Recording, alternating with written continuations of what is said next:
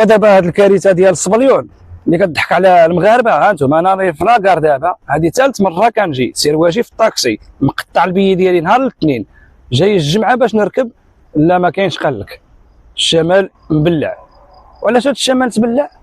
حيت الناس ناضوا يهرسوا ناضوا يخربوا طوموبيلات الدبل في حرقوها.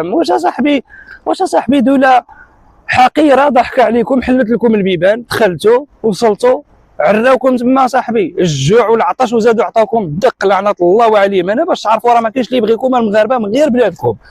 شتي السوريين جاو عندنا هنايا كلاو وشربوا، الجزائريين دخلوا كلاو وشربوا، اي قنص دخلوا عندنا كلاو وشربوا. انتم المغاربه اي بلاد تمشيو لها حتى واحد ما يهزكم، حتى واحد ما يرفدكم. جلسوا ببلادكم حاولوا ديروا الحل لراسكم. دابا غير ابسط مشكل وقع، تازا بعيده 500 كيلومتر على الشمال وتادات، احنا جالسين بلا خدمه. دابا احنا جالسين محابسين هنا ما عارفينش راسنا فوقاش غادي نطلعوا. وزيد واحد المشكل اخر كبير بزاف، اي واحد ماتلو بواه او امه او عاد كيموت ما غاديش يلحق عليهم كاع باش يشوفهم كاع بسبب هذا المشكل هذا ديال التهرس والتفرشيح. علاش اسبانيا تضحك عليكم وانتم تهرسوا الترانات، تهرسوا الطوموبيلات العباد الله، تحرقوا المزانين بالبلاكات دبل في